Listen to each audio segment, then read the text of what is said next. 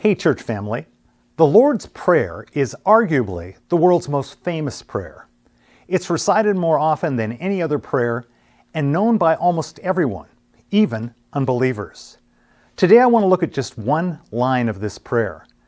And more to the point, I want us to just look at the first four words of the prayer. And those four words are, Our Father in Heaven. From those four words, I want to ask you to think about four things they teach us about God as Father. Number one, they teach us about His relatability. His relatability. Father is a term that points to a family relationship. Now, I know that because of that, it can be a term that carries a lot of baggage for a lot of people. But the ancient Jewish culture was more stable and family-oriented than our own. And in that culture, the term father brought with it warm, welcoming, and intimate feelings. However, when Jesus used that term 2,000 years ago to refer to God, it was revolutionary. He was the first Jewish rabbi to directly call God Father, and he tells us to do the same thing. When we talk to God, we're not talking to a force or some impersonal ruler. We're talking to our Father.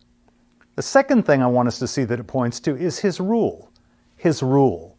If God is our Father, then we're His children, which means our relationship should be one not just of intimacy, but also of respect. Because we're His children, we should be concerned about doing our Father's will, respecting and revering Him as the sovereign ruler of our lives. The third thing it points to is His reach. His reach. That word our in front of the word Father ought to remind you that God has other children besides you.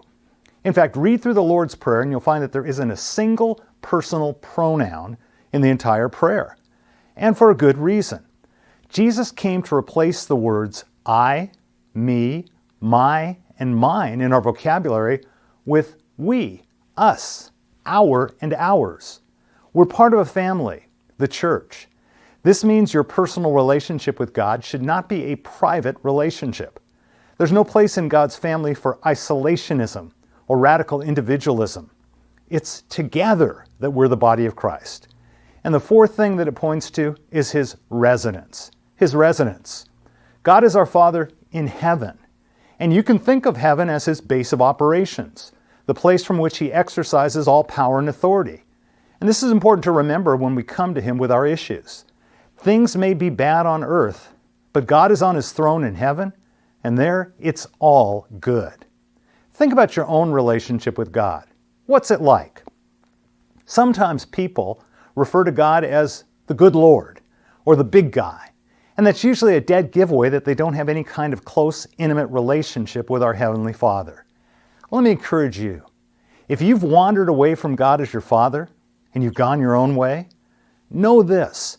When you come back to Him like the prodigal son, confessing, Father, I've sinned against heaven and in your sight, know that you have a Heavenly Father who will run to you and embrace you and welcome you home. And for that, we ought to all thank Him. Amen.